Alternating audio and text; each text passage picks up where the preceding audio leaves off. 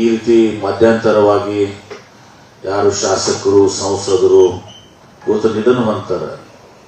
ಆ ಸಂದರ್ಭದಲ್ಲಿ ಸಾಮಾನ್ಯವಾಗಿ ಇವತ್ತು ದಿವಸ ನಾವು ಆ ಕುಟುಂಬ ವರ್ಗಕ್ಕೆ ಗೌರವ ಕೊಡಬೇಕು, ಅವರ ಅಭಿಮಾನಿಗಳಿಗೆ ಭಾವನೆಗಳಿಗೆ ನಾವು ಸ್ಪಂದನೆ ಮಾಡಬೇಕು ಅಂತ ಹೇಳಿ ಇಲ್ಲಿ ನಾವು ಸಮರ್ ಮಲ್ಲಿಕಾರ್ಜುನ್ ಶರಣವರು ಟಿಕೆಟ್ ಕೊಟ್ಟಿದ್ದೀವಿ. ಅಲ್ಲಿ ಬಾಗಲಕೋಟ್ನಲ್ಲಿ HY ಮಿರ್ಚಿ ಅವರು ನಿಧನ ಹೊಂದಿದ್ರಿಂದ ಅವರ ಕಿರಿಯ ಪುತ್ರ ಇವತ್ತು ನಮ್ಮ ಉಮೇಶ್ ಮಿರ್ಚಿ ಅವರಿಗೆ ಟಿಕೆಟ್ ಅನ್ನು ಕೊಟ್ಟಿದ್ದೀವಿ.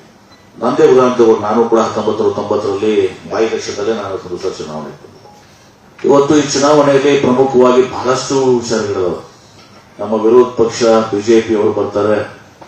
ಇವತ್ತು ಕೂಡ ಬಹುಶಃ ಎಲ್ಲರೂ ಬಂದಿದ್ರು.